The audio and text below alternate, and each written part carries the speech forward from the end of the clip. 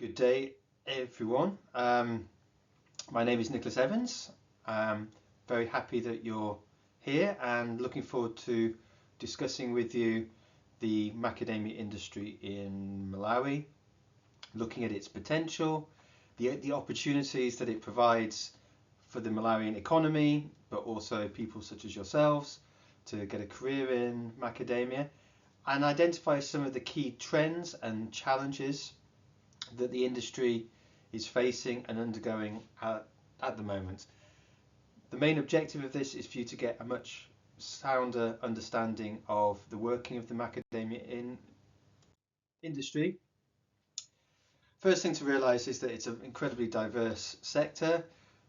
You have everything from smallholders with a handful of trees who are not really engaged in the commercial sector at all. You have got these more commercial cash crop orientated smallholders that often have in the range of 75, 100, 200, maybe 300 trees. And you get these mid-sized farms who are taking it very seriously. And you have these very large estates. Now, Malawi has got some of the largest macadamia farms in the world. Its average commercial farm size is way bigger than any of the other origins. So it's developed a lot of expertise and capacity in macadamia. We can see from the production systems, even in these few pictures, we have got a wide range of approaches to growing the crop, from sort of low density plantings which use intercrops such as staples for very small farmers, or for cash cropping farmers often they grow intercrops which are other cash crops like soya, or maybe chilies in some areas, but there's a wide range of intercrops grown to really macadamia focused enterprises that only plant macadamia. Macadamia as a commodity is very young. Its growth has been very sharp over the last sort of 15 to 20 years. In some way fueled by high prices. Historically, the crop was really commercialized in Australia and Hawaii in the US. And this is where a lot of the cultivars and clones varieties that are grown in Malawi were developed. Australia has maintained its focus on macadamia as an export crop. And has driven a lot of the research and the marketing activities for macadamia. Hawaii has kind of dropped off as land prices and labour prices have really made this kind of an uncompetitive origin, and you can see that now it's much smaller than Australia, but also the real driver and growth in the industry is coming from Africa. So Africa is responsible at the moment for about half of the global macadamia production, and is going to move to more like 2/3 of the global macadamia production. And this is because there's large areas which are suitable to the crop here. Land costs are lower, labour costs are lower, and because of that, Africa is a much more competitive origin than these historic developed country kind of ag sectors. There's been other big establishments as well in Southeast Asia, in Central America, but these are kind of aligned to different markets maybe, and the real historical strength of the industry has been replicated in South Africa and in a country like Malawi. And the global industry has shifted to Africa. This has already happened. The rates of planting in Africa are very, very high, and that means that this position is going to be consolidated. But it's got an annualized sort of growth rate of over 10%, the global industry. But as an overall commodity in the nut sector, it's the smallest, basically. Almonds, cashews, and hazelnuts. With walnuts, they account for about 3/4 of global production.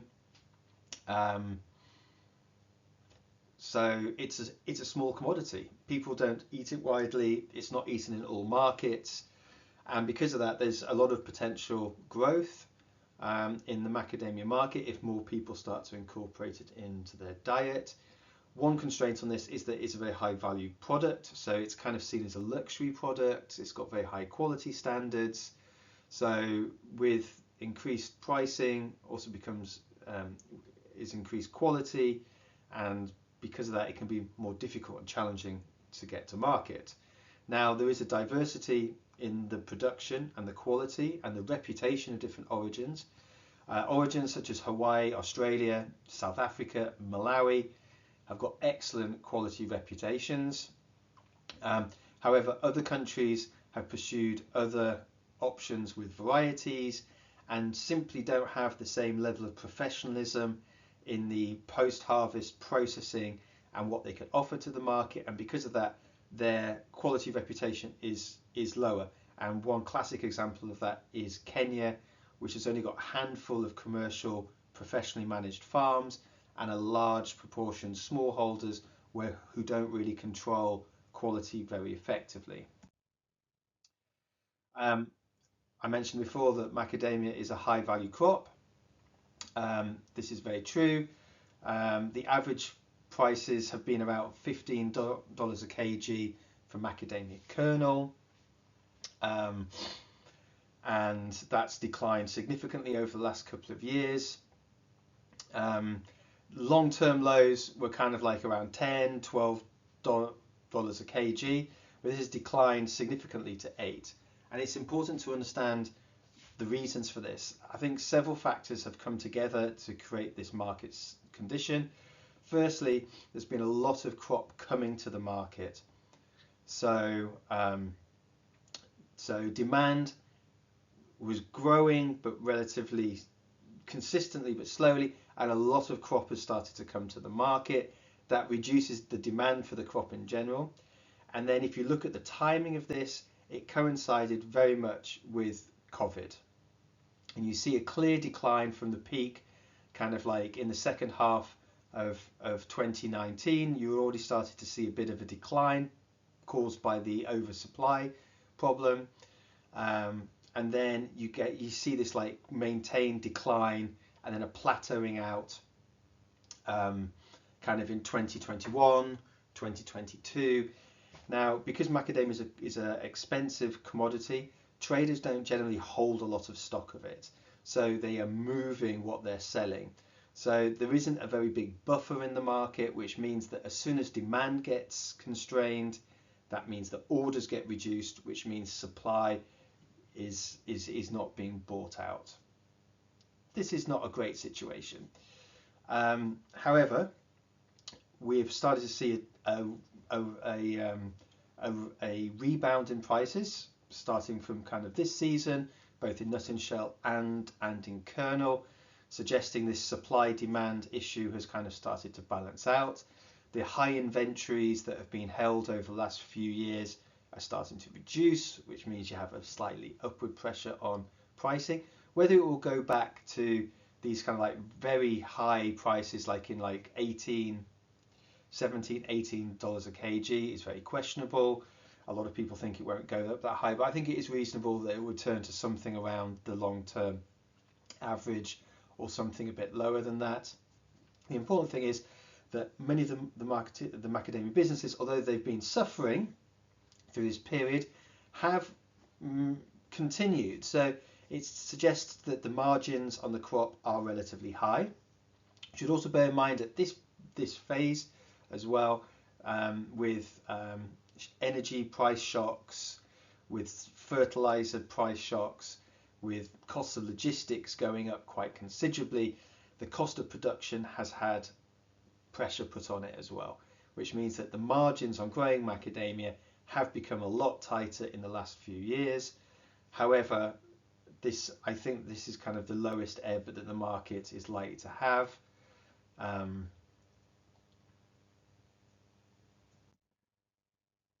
So it's really important to understand the different transitions that the crop goes through from the field through to market.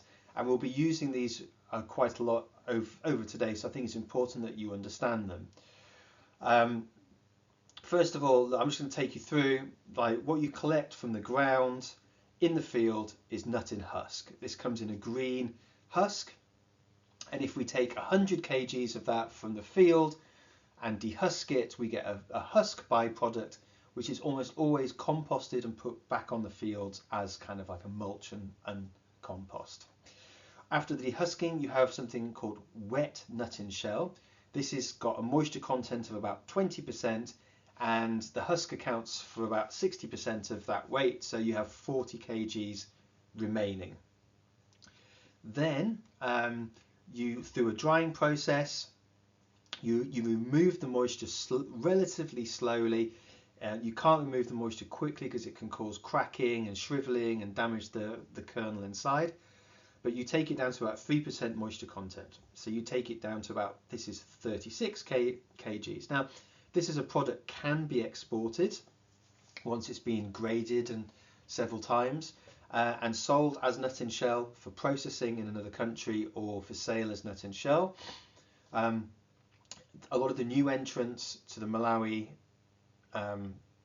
industry are pursuing nut in shell sales because they don't have processing facilities themselves, and the cost of processing inside Malawi is quite high, so they feel that this is the best option that they have at the moment. But that may change in the future. Then if it's processed in a processing facility, the macadamia industry in Malawi has got, I think, 5 processing facilities, and that removes the shell and it grades the nut. And so there's this transition from nut in shell to kernel, and then you have something called the total kernel recovery, which is the amount of kernel that comes from the dry nut in shell, and out of that total kernel recovery, you've got sellable kernel and unsound or reject kernel. And depending on those, your 36 kgs of nut in shell could yield 5.4 kilos of kernel at 15% sound kernel recovery, up to 12.6 kilos at 35% sound kernel recovery. Now, that would double the amount of product that you have to sell. So if imagine if it was $10 a kg, the same 36 kgs of dry nut in shell could yield $54 or $126 in terms of revenue and exports. And this is really underlines why quality is so important for macadamia. And this is the same sort of data put in a different way, but quality is essentially a multiplier effect. So not only do you get more sellable product from the same volume, the overheads to produce that are largely the same. Same size farm, same number of staff, same number of tractors, same type of post-harvesting equipment. So it's the margins are very, very sensitive to quality in macadamia, which is why the whole production system needs to be very focused on delivering quality product to market. In addition to that, higher quality nut also leads to having a higher proportion of larger and more whole nuts post-processing. This is important because macadamia is split into 9 styles. Styles 0 and 1, 2 and 3 are worth a lot more than the other styles. The styles go from large holes all the way down to dust, right? So the higher the quality, the more sellable product are higher styles, and you have this multiplier effect. It's important to realise a couple of things about the macadamia industry in Malawi. Firstly, its industry body is the Malawi Macadamia Association. If you want to find out more about the industry or get some contacts inside the industry, I recommend that you get in contact with them. They have a website and contact details and stuff on that. It's important to realise that although you may hear people saying quite a lot about smallholders and like mid-sized farms and stuff, really 98% of the industry and the value of the exports is generated by estates. This is a very estate-dominated crop. It does have successful models for both small, medium, as well as the large farms. However, the only ones that have really commercially worked are the large farms. Having said that, I think more and more mid-sized farmers are giving it a very good crack, and I think we're going to see an emergence of these smaller farms come through. Also, you have quite a lot of tobacco farms that have diversified to macadamia, who've allocated 50, 60, 70, 80 hectares to macadamia to diversify the farms, and you're starting to see that these kind of like coming online as well. That whether the farm is exporting nut in shell or is processing the nut in shell to kernel, these both require quite sophisticated and complex post-harvest systems to operate. The crop needs to be dehusked, it needs to be dried, it needs to be graded, it needs to be really, really well graded. And so it's a hands-on crop. It's not an easy crop to grow because attention to detail will get you the quality. So it's not an easy crop to grow. It's difficult to make it commercially work. But without that post-harvest infrastructure, you don't have a market. You cannot export it legally without doing that stuff. Okay, really important. Also, this reputation for quality, professionally managed factories and farms has established Malawi with an excellent, good reputation. Good reputations need to be protected, so it's really important that standards are upheld throughout the whole industry. Nut in shell, sometimes I hear people talking about it as like a raw product. It's not. It's semi-processed. You've dried it, you've removed the husk, it's a sellable product, it's graded. It's not just an unprocessed product. There's significant value add that's been done to it, and nut and shell market still offers good returns. Sure, it puts that export to another border. It potentially loses Malawi skilled jobs in that it loses processing capacity, but commercially for a farm also works. The investment in this post-harvest infrastructure is really important for small and medium-sized growers. Security is a really big problem in some of the growing areas, particularly in the south, where estates are estimating they're losing 15, 20, 25% of their crop in some cases to theft. This creates a massive drag on the industry. This is a visualization of how the industry is kind of structured and works with the different elements, smallholders, mid-sized farms and estates, and like their routes to market. I'll make this available after the lecture because there's a lot of detail here.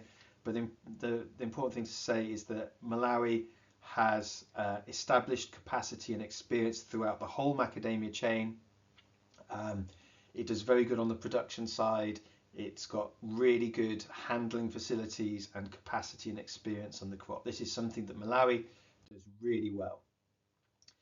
In terms of maybe a bit of a historical perspective, firstly, it was very much centered around southern Malawi, planted in conjunction with tea on tea estates, often to more lower value land, or when they were changing crops like coffee or tobacco or tung oil out, and they decided to plant macadamia as a high value alternative. It had like this sustained phase of growth for about 10 years from the late 90s to kind of the economic crash, where the area under the crop went from 3,000 to kind of like 7,500 hectares. And then post crash, there was a decline in hectages as crop wasn't replanted, and some farms fell by the wayside. But there's a second phase of planting that has essentially doubled the size of the industry. This graph goes up, I think, to like 2021 or 2022, now in 2024, and this trend has kind of continued.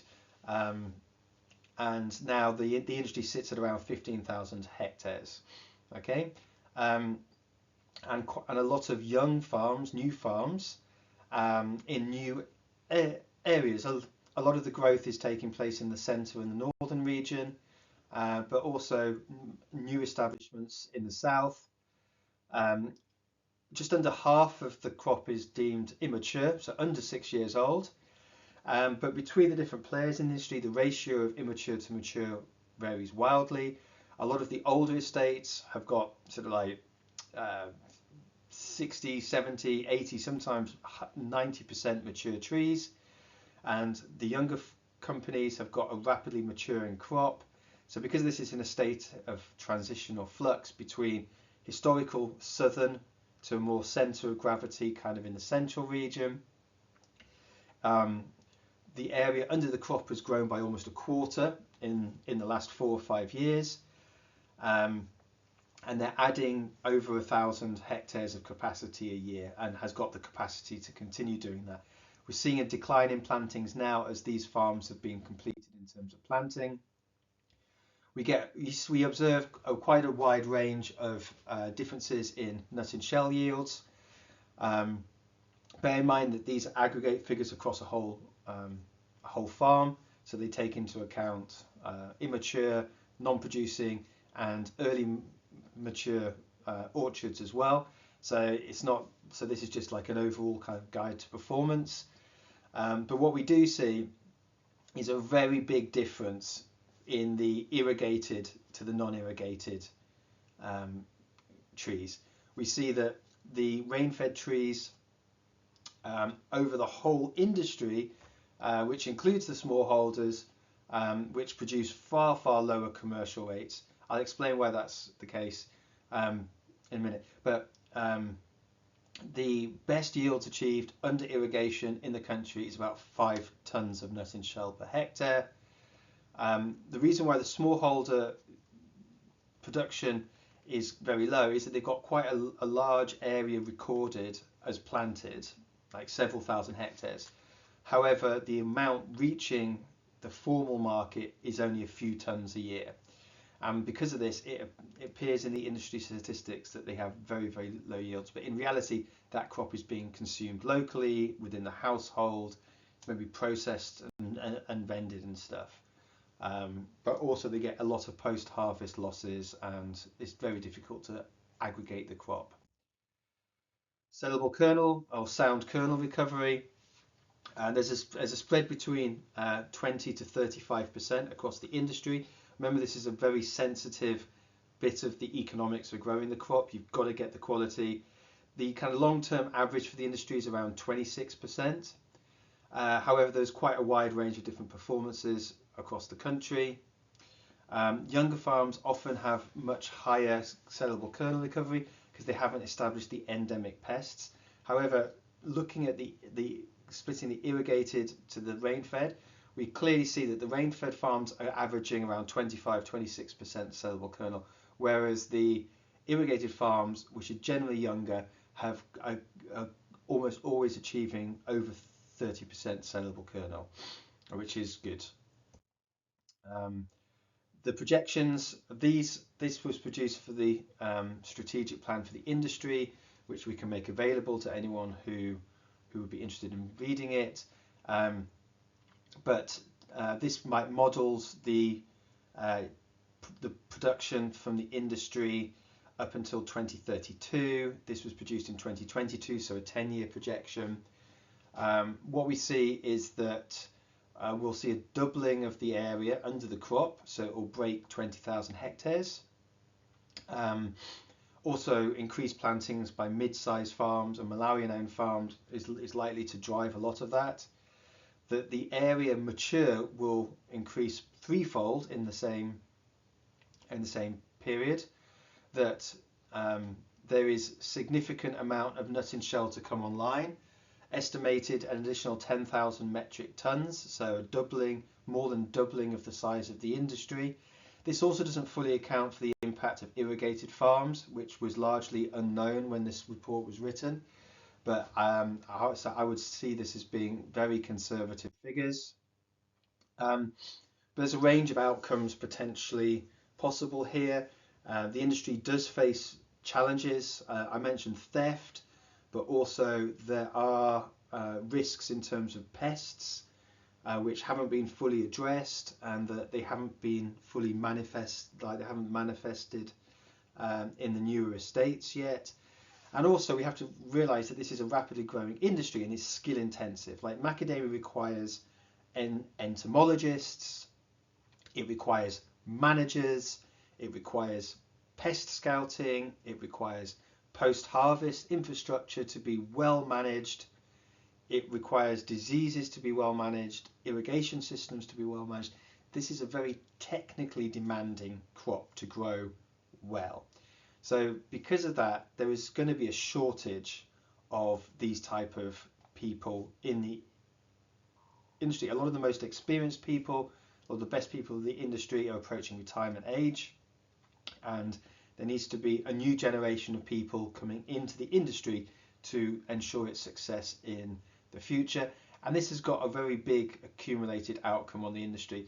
The strategic plan models that under worst case scenario, which is like erosion of skills over time, declining performance, that would mean it would accumulate total exports over to 2032 of about just under $500 million. However, if it addresses some of its challenges, it's much more likely to hit something like $750 million accumulated over that time. This would place it as one of the most strategically important exports to the country, probably behind pulses. It's likely to overtake tea, sugar. Yeah, so like it's going to become one of the key exports, yes or yes. Question is, how much can it offer? And a lot of this is already baked into trees that are already established. If we think that the maturity period is 6 years, most of the trees that have been recently produced will only be starting to contribute to these figures. So this is deliverable under existing investments. So yeah, the main constraints that we've identified is theft, which can account for up to 20% of loss of crop on some farms, which really puts the margins in jeopardy of it being a loss-making enterprise. Stink bug losses. Stink bug is a major cost in terms of the management system. It accounts for the majority of the sprays that are put on the trees, and there's no really effective IPM system, integrated pest management system, for this pest. These are both areas that the Malawi Value Chains Project, in association with the Malawi Macadamia Association, is working extensively on. In terms of main challenges, stink bug, as I just mentioned, theft. There's aging tree stock in some of the older farms, and macadamia should really be turned over after 20-25 years. And obviously, if you plant your farm all at the same time, you can't replant all at the same time because you just have nothing to sell for 5 or 6 years. So it's better done like taking 5, maybe up to 10% of the fields and turning them over. This is not happening, and because of that, you've got orchards that are going into decline, that it's going to be difficult to replant.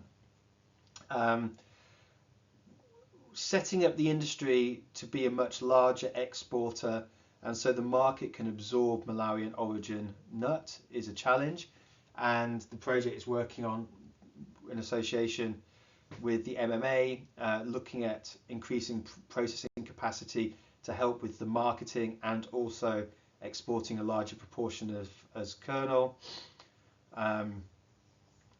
Yeah, and I think there's a lot of work to be done, particularly in mid-sized farms and with the smallholders, on aggregating the crop and increasing standards overall. As a very quick 1, 2, 3 of where you should and shouldn't be planting, if we think of where it was historically planted in Cholo, this is an upland area.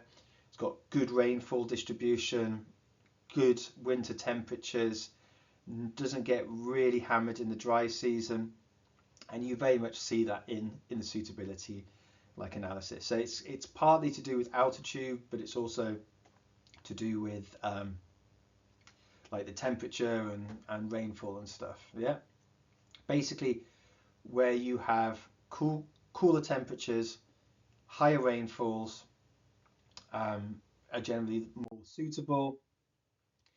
This is like some data on the mean temperature of the warmest quarter and the max temperature of the warmest month. And you really see these lower Shiri Valley, lakeshore areas come out very, very high in comparison to Cholo, to like the Kirk Range, to Vipia Plateau, to these type of areas. Okay. And then if you look, like the Lilongwe Kasungu Plain is like definitely cooler than the lakeshore and the Shiri Valley, but it's still a lot warmer than these naturally upland areas. So the map on the left is like to do with precipitation suitability. So we kind of see that for rain-fed production, a lot of that area in Cholo, Kirk Range, Vipia Plateau, and Chena and Pompa, these type of areas, they get sufficient rainfall for it to be a rain-fed crop. Although the yields will be lower than on an irrigated crop. The yellow areas there are basically where we feel that irrigation would be required based on the rainfall. And the map on the right is a similar map, but it's really looking at the max temperature sum, which is a sum of the maximum temperatures every month of the year to provide kind of like a temperature score. And we see that that's where the Shiri Valley scores very lowly and is just too hot. Lakeshore, too hot. And a lot of these areas of like Palombe, around the lake, low-lying areas are just too hot, and the crop just doesn't perform well there. You can mitigate rainfall through irrigation, but you can't mitigate temperature as easily. So temperature is a big determinant of suitability. So yeah, key messages, take homes for you.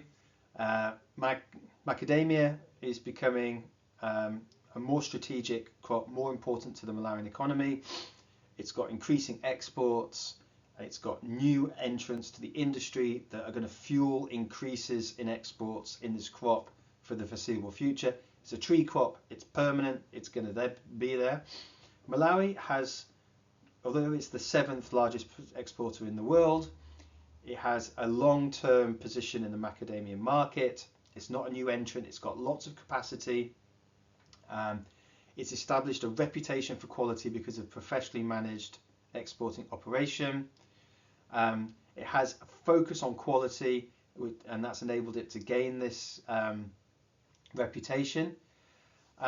Investment in skills and the systems to deliver the effective, productive, quality-driven production systems is essential to achieve the full potential of the industry. Both processing and nut and shell handling do add value, although kernel processing adds more value to the Malawian economy overall, and that smaller growers will benefit from accessing financial resources, expertise, and that will largely come through a closer relationship with the industry where off-takers can be identified and expertise can be shared. Okay, so that's my macadamia industry in a nutshell lecture. Hope you found it interesting, and please get in contact with me or the project if you would like to have more information on anything you've heard today. Thank you very much.